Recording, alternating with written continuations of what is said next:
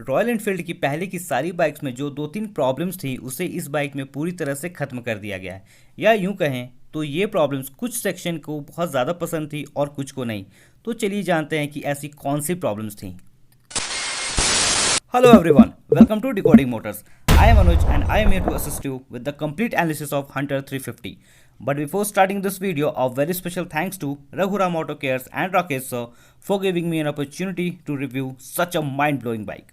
If you guys want to avail maximum benefit on any Royal Enfield two-wheelers, you can contact them on the number flashing on your screen. So without wasting precious time, let's roll out.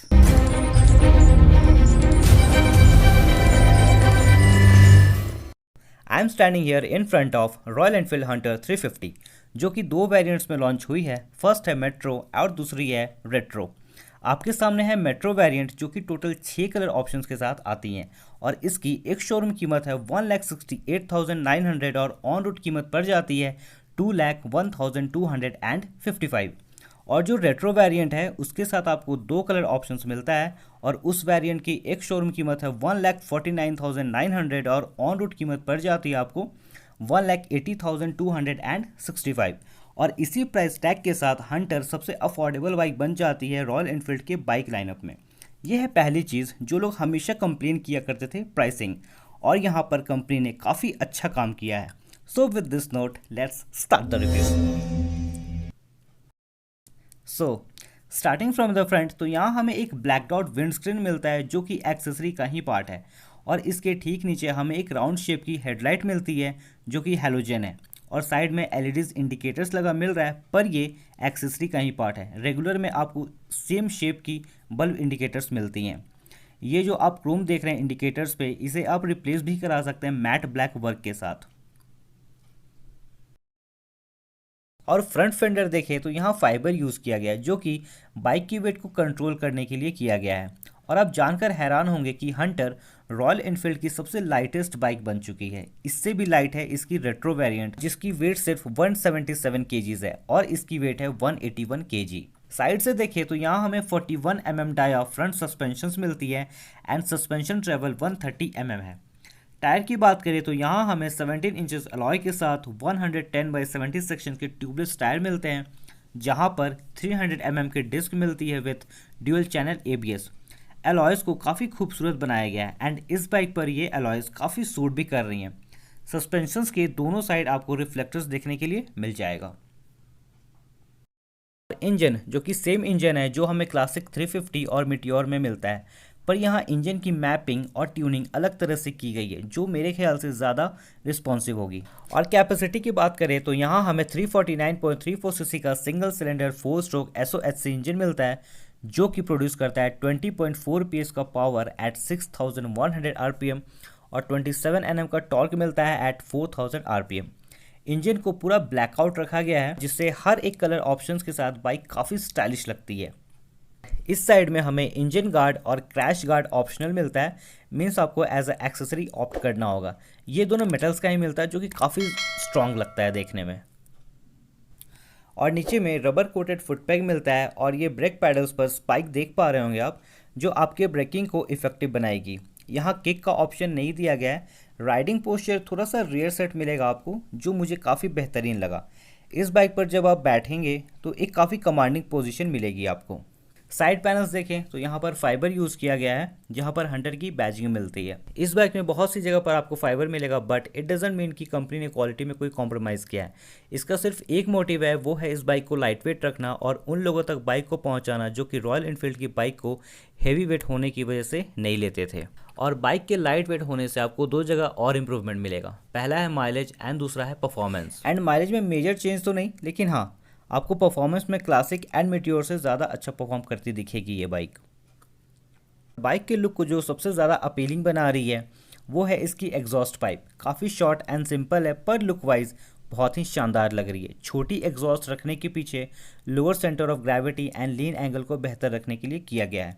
तो अब सुनते हैं इस bike का exhaust note. आप मुझे comment section में ज़रूर बताएं कि आपको इस बाइक का एग्जॉस्ट नोट कैसा लगा।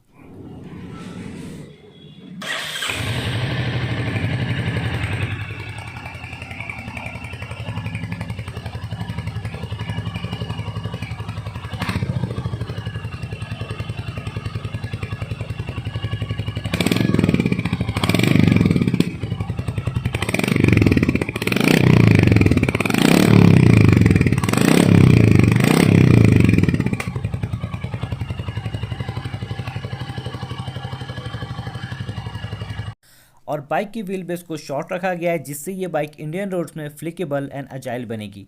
ग्राउंड क्लियरेंस 150 mm है, जो अर्बन कंडीशन के लिए तो सही है, पर देखना होगा कि ये ऑफ रोड में कैसा परफॉर्म करेगी। सीट हाइट 790 mm है, जो शॉर्ट हाइट राइडर के लिए भी इस बाइक को एक्सेसिबल बनाती है। इवन अगर आप 5 फीट के भी हैं तो आप बाइक को काफ़ी ईजिली मैनेज कर पाएंगे। And rear side 17 inches alloys के साथ 120/80 सेक्शन का ट्यूबलेस टायर मिलता है, जहां पर 270 mm का डिस्क मिलता है विथ ABS। टायर की साइज़ दोनों वेरिएंट्स में सेम है, पर टायर की विड्थ इस वेरिएंट में ज़्यादा मिलती है, जिससे रोड पर ग्रिप उससे ज़्यादा बेहतर मिलेगी आपको। एंड सस्पेंशन में हमें ड्यूअल शॉक एब्जॉर्बर्स मिलता है, जो कि 6 स्टेप प्रीलोड एडजस्टेबल है। And look wise scrambler and cafe racer का मिक्स लगती है ये बाइक, जो कि आज की ऑडियंस को डेफिनेटली बहुत ज़्यादा पसंद आने वाली है। इवन लॉन्च के बाद जो रिस्पांस आ रहा है वो भी बहुत ज़्यादा ज़बरदस्त है, लोगों का भरपूर प्यार मिल रहा है इस बाइक को।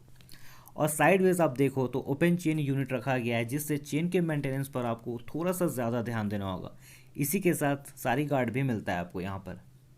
इस बाइक में 5 स्पीड गियर बॉक्स मिलता है, जो कि ठीक है, बिकॉज ये हाई रेविंग इंजन नहीं है, इसलिए आपको 6th गियर की कमी महसूस नहीं होगी इस बाइक में। And safety wise side stand cut off sensor भी मिलता है आपको इस बाइक में। और अब देखते हैं इस बाइक की स्पीडो कंसोल की ओर, जो स्क्रैम से काफ़ी ज़्यादा आइडेंटिकल लगती है। इस साइड में आपको मिलता है नेविगेशन पॉड का ऑप्शन, जो कि आप ऑप्ट कर सकते हैं एज अ एक्सेसरी। अब ऑन करके देखते हैं यहाँ पर हमें क्या कुछ ऑफर किया गया है। उससे पहले ये रही इस बाइक की ऑन होने के बाद कुछ ऐसी दिखती है, जहाँ पर हमें स्पीड किलोमीटर पर आवर में और नीचे में माइल्स पर आवर में देखने के लिए मिलता है। और डिजिटल में फ्यूल गेज, ये रहा क्लॉक, एंड ये है गियर पोजीशन इंडिकेटर, और यहाँ पर ट्रिप मीटर मिलता है। और इस बटन से ब्राउज कर पाएंगे हम, जैसे कि ये रही ऑडोमीटर, ये ट्रिप A, ये रही ट्रिप B, एंड ये रही ट्रिप F। ऑन करके फिर से देखते हैं कुछ मिस तो नहीं हो रहा है।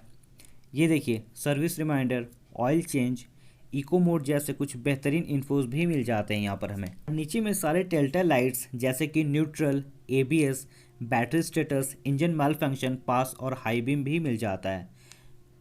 हैंडल हमें सिंगल पीस यूनिट मिलती है, जो कि थोड़ी राइडर साइड पुश की गई है, जो राइड फील को बेहतर बनाएगी और आप बाइक को कंट्रोल वे में राइड कर पाएंगे। और ये जो आप मिरर देख रहे हैं, ये एक्सेसरी का पार्ट है। नॉर्मल मिरर यहाँ पर प्लेस किया जाएगा।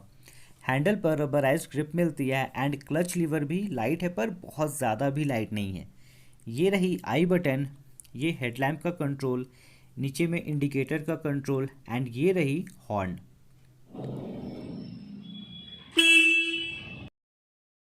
एंड राइट साइड में kill switch and self starter साथ में इंटीग्रेटेड मिलते हैं आपको, और नीचे में हैजार्ड लैम्प का कंट्रोल मिलता है।